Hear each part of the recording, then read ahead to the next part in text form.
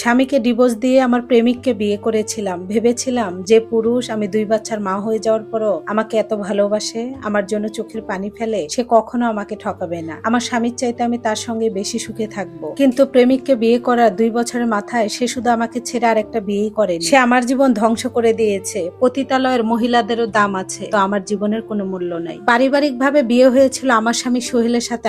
সে আমাকে দেখতে গিয়ে এত পছন্দ করে ফেলে, তারপরে বিয়ে হয়ে যায়। আমার শ্বশুর বাড়ির থেকে আমার বাবার বাড়ির আর্থিক অবস্থা অনেক খারাপ ছিল। বিয়ের পর 6 মাসের মাথায় আমাকে ঢাকাতে আনে। আমার স্বামী একটা কোম্পানিতে চাকরি করত, 30,000 টাকা মাসে বেতন পেত। প্রথম 1 বছর আমার স্বামীর সাথে আমি সুখে ছিলাম। মনে করতাম আমার স্বামীর সংসারে আমি অনেক বেশি সুখী, কারণ আমার বাবার বাড়ি অনেক দরিদ্র ছিল। কিন্তু ঢাকা শহরে যখন থাকা আমার 1-1.5 বছর পার হয়ে যায়, তখন থেকে আমার মনে হতো আমার স্বামী আমার চাওয়া পাওয়া পূর্ণ করতে পারে না। কথা কাটাকাটি লাগলে আমি বলতাম, তোমার সাথে বিয়ে হয়ে আমার জীবনটাই শেষ হয়ে গিয়েছে, তুমি আমার কোন শখ আহ্লাদ গুলো পূরণ করেছো। আমার স্বামী একটু মন খারাপ করে থাকতো, তারপরও আমাকে ভালোবাসতো। কোনো কিছু চাইলে তার সামর্থ্যের বাহিরে একটু দেরি হতো, কিন্তু কিনে দিত। আমি বলতাম আমি যখন চাইবো তখনই দিবা। পাশের ফ্ল্যাটের ভাবিরা যখন নতুন শাড়ি গহনা কিনতো, তখন আমার স্বামীর সাথে আমি ঝগড়া লাগিয়ে দিতাম। ওইভাবে স্বামী যদি কিনে দিতে পারে, তুমি পারো না কেন? ওনার স্বামী এত টাকা ইনকাম করে আর তুমি মাত্র 30,000 টাকা, আমার ভবিষ্যৎ কি? এইভাবে টুকিটাকি ঝগড়াঝাটি করেই 10টা বছর পার হয়ে গিয়েছে।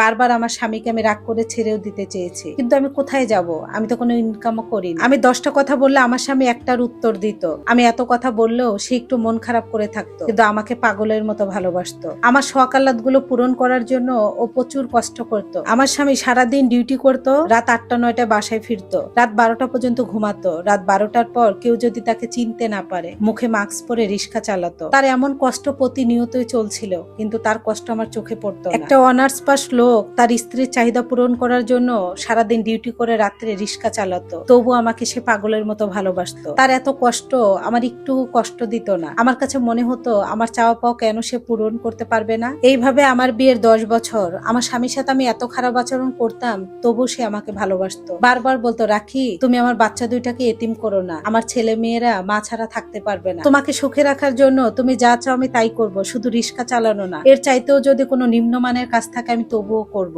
কিন্তু আমার স্বামী যেটাকে ইনকাম করে আনতো, এটাতে আমার মন ভরতো না। আমার চাওয়া পাওয়া ছিল খুবই বড় বড়। 2 দিন পর পর আমার স্বামীর সাথে আমার ঝগড়া লেগে যেত। কতদিন যে ওকে না খাইয়ে অফিসে পাঠিয়েছি সেটা বলার বাহিরে। বাচ্চাদের ঠিক মতো আমি যত্নও করতাম না। আমার এইটা লাগবে ওইটা লাগবে, স্বামীর কাছে বাহানার আমার শেষ ছিল না। তারপর আমার জীবনে আসে মামুন। আমরা যেই বাসায় ভাড়া থাকতাম, তার সামনের ফ্ল্যাটে মামুন ভাড়া থাকতো, ব্যাচেলার।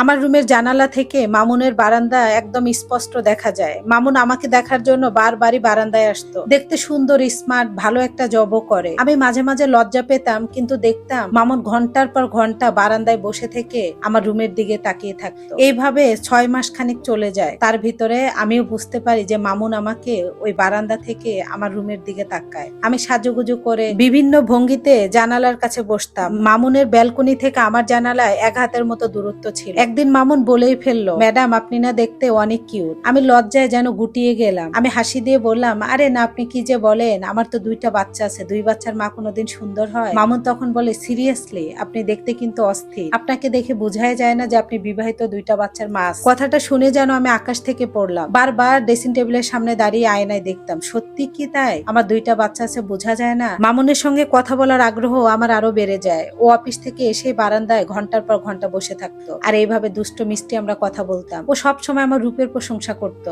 আমাকে বলতো, আপনার হাজবেন্ডটা মনে হয় বেশি ভালো না, না? মাঝে মাঝে আপনাদের কথা কাটাকাটি শব্দ আসে। আমি আস্তে আস্তে মামুনের সাথে সব শেয়ার করা শুরু করে দেই। আমার স্বামী একদিন বুঝে ফেলেছিল যে হয়তোবা আমি জানালা দিয়ে মামুনের সঙ্গে কথা বলি। তারপর ও বলে, খাটের পাশে আমার জানালাটা ছিল, এখানে ওয়াল শোকেস রাখবো, খাটটা বারান্দার কাছে রাখবো, বাতাস লাগে না। আমি বারবার আমার স্বামীকে বুঝাই না এখানেই থাক, কিন্তু আমার স্বামী আমার কথা না শুনে খাটটা সরিয়ে দেয় আর জানালার পাশে আমাদের ওয়াল শোকেসটা রাখে। জানালাটা বন্ধ হয়ে যায়, মামুনের সাথে আমি আর কথা বলতে পারি না। ওর জন্য আমার খুব খারাপ লাগতো, আর আমার স্বামীর প্রতি আমার খুব রাগ উঠতো। মামুনও আমার সঙ্গে কথা বলার জন্য ছটফট করতো। একদিন আমার স্বামী অফিসে যাওয়ার পর অনেক কষ্ট করে আমি একা ওয়াল শোকেসটা একটু সরাই, তারপর জানালা খুলে মামুনকে বলি, আমার স্বামী মনে হয় বুঝে ফেলেছে আমি তোমার সঙ্গে কথা বলি। মামুন তখন কান্না করে দিয়ে বলে, বিশ্বাস করো লাখি, তোমার সাথে আমি 1 সপ্তাহ ধরে কথা বলি না, মনে হয় আমি বেঁচেই নাই, আমি কোনো কিছুতেই মন দিতে পারছি না। ও তখন আমাকে ফোন নাম্বার দেয় আর বলে, আমি তোমাকে ভালোবেসে ফেলেছি, তোমার সঙ্গে কথা না বললে আমি থাকতে পারি না, তুমি শুধু আমাকে নাম্বার দিয়ে একটা মিস কল দিও, তোমাকে ফোন দিতে হবে না, তাহলে আমি ব্যাক করব।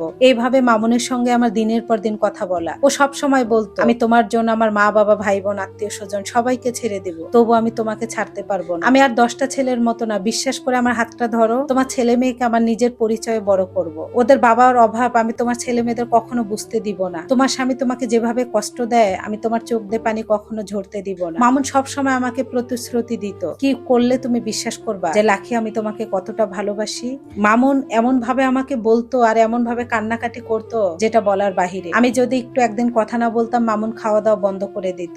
আমার প্রতি এত ভালোবাসা দেখে আমিও মামুনের প্রতি আরো দুর্বল হয়ে যাই। আমি একজন বিবাহিত নারী, আমার 2টা বাচ্চা আছে, আমার 10-12 বছরের সংসার, আমি 2টা বাচ্চার মা, একজন পুরুষের সংসার করতেছি। এটা জানার পর একজন অবিবাহিত পুরুষ আমাকে এত ভালোবাসতে পারে। আমি যদি একটু কথা না বলতাম ও কান্না করতো, খাওয়া দাওয়া বন্ধ করে দিত, বলতো তুমি যদি আমার না হও তাহলে আমি বেঁচে থেকে কি করব। তার ভালোবাসা আমাকে আরো দুর্বল করেছিল। আর এদিকে আমার স্বামীকে আমি আর সহ্য করতে পারতাম না। ও ছোট ছোট ভুলগুলো বড় আকার করে ধারণ করতাম, শুধু আমার মধ্যেই রাখতাম না, আমার বাবার বাড়িও বলতো, যেন আমার স্বামীকে তারা অপছন্দ করা শুরু করে দেয়। এইরকম চলতেছিল দীর্ঘ 2 বছর। 2 বছরে আমার স্বামীর নামে শুধু দুর্নাম করতাম আমার বাবার বাড়িতে। আর মামুনের সাথে এদিকে আমার সম্পর্ক, দামি দামি গিফট, শাড়ি, গহনা, আমার বিকাশে টাকা পাঠিয়ে দেওয়া, এটা মামুন কন্টিনিউ করতো। আমার গহনাগাটি শাড়ি দেখে আমার স্বামী জিজ্ঞাসা করতো এগুলো কোথায় পাও, কিন্তু ওর সাথে আমি কথাই বলতাম না, ওর সঙ্গে আমি এক বিছানায় ঘুমাতামও না। আমার মা বোনেরা আমার কষ্টের কথা শুনে বলতো ছেলেটা দেখতে ভালো কিন্তু এরকম করে ভাবতেই পারি না আমার মেয়ের জীবনটা এইভাবে নষ্ট হবে। আমার মা কান্না করত, কিন্তু আমার মা সত্যটা তো জানতো না। এভাবে চলে মামুনের সাথে সম্পর্ক আমার 2 বছর। হঠাৎ একদিন মামুনের সাথে আমি পালিয়ে যাই 2টা বাচ্চা রেখে। বাচ্চাদের জন্য আমি কষ্ট পাচ্ছিলাম। মামুন তখন আমাকে জড়িয়ে ধরে বলেছিল কিছুদিন যেতে দাও, বাচ্চাদের ঠিকই তুমি আনবা, তারপর বাচ্চাদেরকে আমার নিজের পরিচয় বড় করব। বিশ্বাস করো ওদের বাবার ভালোবাসা আমি কখনো অভাব রাখবো না। আমিও তাই ভেবেছিলাম। বাচ্চাদেরকে রেখে যাওয়ার পর মামুনের সাথে সুখেই কাটতেছিল 6 মাস। বাচ্চাদের জন্য আমি খুব কষ্ট পেতাম, কিন্তু আমার বাচ্চাদের সাথে আমি যোগাযোগ করতে পারছিলাম না। আমার শ্বশুর বাড়িতে আমার 2টা বাচ্চা ছিল। আমি কান্না করে দিয়ে মামুনকে তখন বলতাম তুমি না বলেছিলে আমার বাচ্চাদেরকে আনবে। মামুন তখন আমাকে জড়িয়ে ধরে বলতো জান আমি তো চাই তোমার বাচ্চাদেরকে আনতে, কিন্তু আমার আর তোমার ভালোবাসার মধ্যে আমি চাই না ছোট 2টা বাচ্চা এসে আমাদের এখনকার সময়টা পার হয়ে যাক। এই সময়টা চলে গেলে আমাদের কিন্তু আসবে না। মামুনের কথা শুনে আমি আবারও ভুলে যেতাম, যুক্তি ছিল ওর কথায়। বাচ্চাদের জন্য কষ্ট পেতাম, মামুনের ভালোবাসাও ভুলে যেতাম। এইভাবে চলতেছিল আমার সংসার অনেক সুখে 1টা বছর। মামুন আমাকে খুব ভালোবাসতো। তারপর আমি বলি তোমাদের বাড়িতে আমাকে নিবে না। বিয়ের পর থেকে মামুন একটা কথাই বলে আমাকে তার পরিবারের মানুষ মেনে নিতে পারেনি। আমি বিবাহিত 2টা বাচ্চা আছে এটা জানার পর আমিও ভাবি যে এটা তো স্বাভাবিক, একটা অবিবাহিত ছেলে ভালো টাকা বেতন পায়, দেখতে স্মার্ট সুন্দর, একটা বিবাহিত মেয়েকে কিভাবে মেনে নিবে। কিছুদিন যাক, এইভাবে 1টা বছর ধৈর্য ধরে আছে। তারপর আস্তে আস্তে সব জানতে পারি মামুন আসলে অবিবাহিত ছেলে ছিল না, ওর আগে আরো 2টা বউ আছে। ও স্ত্রী সন্তানদের খবরও নেয় না, ওই 3 সন্তানের বাবা। কথাটা শুনে যেন পায়ের নিচ থেকে আমার মাটি সরে গিয়েছিল। যখন মামুনকে জিজ্ঞাসা করেছিলাম মামুন হাসি দিয়ে বলেছে এটা অবাক হওয়ার কি আছে, তুমিও তো বিবাহিত না, 2টা বাচ্চা রেখে চলে আসছো। আমি তখন বলতাম তুমি তো জেনেই করেছো এটা। হ্যাঁ করেছি, তোমাকে আমার ভালো লেগেছিল, আমি তো বিয়েই করেছি, খারাপ কিছু করিনি। তোমার পিছনে কত টাকা খরচ করেছি তোমার ধারণা আছে? তোমার গরিব স্বামী এটা দিতে পারবে না। মামুনের মুখে যখন আমার গরিব স্বামী এইভাবে বলতো ঘৃণা লাগতো, আর বলতাম আমার গরিব স্বামীর মতো ওইরকম পবিত্র তুমি না। মামুন আমার মুখ চিপ দিয়ে ধরে বলতো এখন ওই ব্যাটার জন্য মায়া লাগতেছে, ওই ব্যাটার কাছে যে আবার সুবি। ওর জঘন্য ভাষা আর আমার উপরে টর্চারিং দিনে দিনে বেড়েই চলেছিল। ঠিকভাবে আমাকেও খরচপাতি দিত না, বেতন পেত ঠিকই, শুধু মাস শেষে বাসা ভাড়াটা দিত, বাসায় সেভাবে বাজার সদাই করে আনতো না। দিনের পর দিন মামুন আমার সামনে বিভিন্ন মেয়েদের সঙ্গে কথা বলতো, আমার চোখের সামনে আমি দেখতাম, কিন্তু কিছু বলতে পারতাম না। আমি কিছু বললেই আমাকে জঘন্য ভাবে ধরে মারতো। আমি তখন জানতে পেরেছিলাম মামুন তার 2 স্ত্রী সন্তানের খোঁজ খবর না নিয়ে তাদের দায়িত্ব পালন না করে ওই টাকা দিয়া যেমন আমাকে পটিয়েছিল তার প্রেমের ফাঁদে ফেলেছে, আমার বিশ্বাস অর্জন করেছিল। ঠিক সেম ভাবে অন্য মেয়েদেরকে মামুন পটাত। মামুন যখন আমাকে ধরে মারতো আমার স্বামী সোহেলের কথা আমার খুব মনে পড়তো, 2টা বাচ্চা থা।